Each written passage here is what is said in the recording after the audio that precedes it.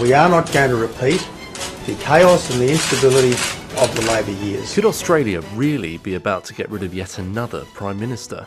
It would mean 4 in the last 5 years. Tony Abbott has only been in charge for 16 months, but he could be about to be toppled by his own party. It's all come to a head with the bizarre decision to award a knighthood to Prince Philip. Prince Philip has been a great servant of Australia. He's been a great servant of all the countries of the Commonwealth. And after a summer of plotting from his Liberal Party colleagues, this looks like the last straw. Since he entered politics as a young man, he's never shied away from a fight. Take this response to a caller who told him she was struggling to pay her bills. I just survive on around $400 a fortnight after I pay my rent. And I work on an adult sex line to make ends meet.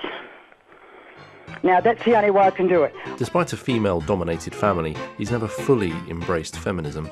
The housewives of Australia need to understand as they do the iron. But he is happy to campaign for his female candidates. Feisty. I think I can probably say have a bit of sex appeal.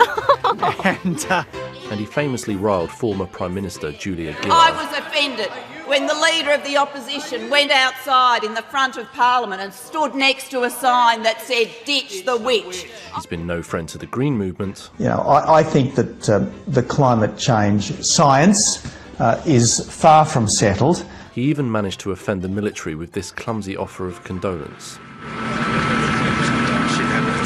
But he is a man comfortable in his own sexuality.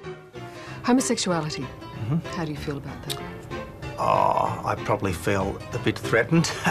I know some gay people extremely well. You wouldn't always know he was once a Rhodes Scholar at Oxford University.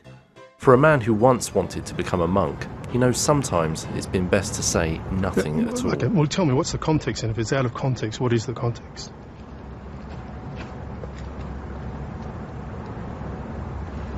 You're not saying anything, Tony. With his party struggling, polls show a new leader could help keep the Liberals in office past the next election. Former party leader Malcolm Turnbull is favourite. Also in the mix is Deputy Leader Julie Bishop, who says for now that she's standing by Tony Abbott. Whoever emerges victorious will need to start reconnecting with voters. Good morning, sir. How are you? Oh, really?